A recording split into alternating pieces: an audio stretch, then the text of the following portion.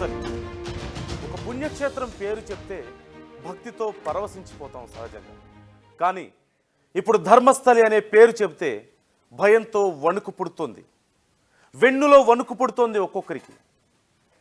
అక్కడ జరిగినటువంటి దారుణాలకు సంబంధించి ఒక వ్యక్తి బయట పెట్టిన విషయాలు తెలిస్తే ఇప్పుడు ఆ ప్రాంతం పేరు చెబితేనే జ్వరం వస్తుంది. ఎందుకు ఈ పరిస్థితి వచ్చిందనేది మనందరికీ తెలిసిందే.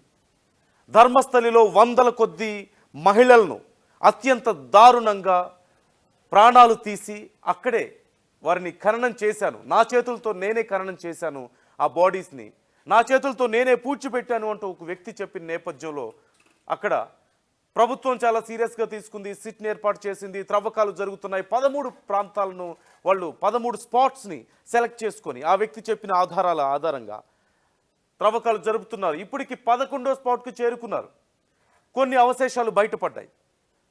మొదట్లో బయటపడ్డటువంటి ఒక ఏటీఎం కార్డ్, ఒక పాన్ కార్డ్, అలాగే ఒక రెడ్ జాకెట్కి సంబంధించి ఎవరు అనేది సర్చ్ చేస్తున్నారు.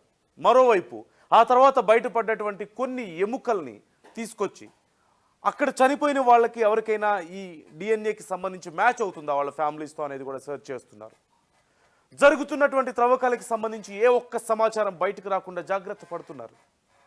సిట్ అధికారులు చాలా జాగ్రత్తగా ఉన్నారు. వాళ్ళ మీద కూడా చాలా ప్రెషర్స్ ఉన్నాయంటూ తెలుస్తోంది. మరోవైపు అక్కడ ఉన్నటువంటి ఫోరెన్సిక్ డిపార్ట్మెంట్కు ఎక్కడైతే త్రవ్వకాలు జరుపుతున్నారో అక్కడే టెంపరీగా ఒక ల్యాబ్ను ఏర్పాటు చేశారు.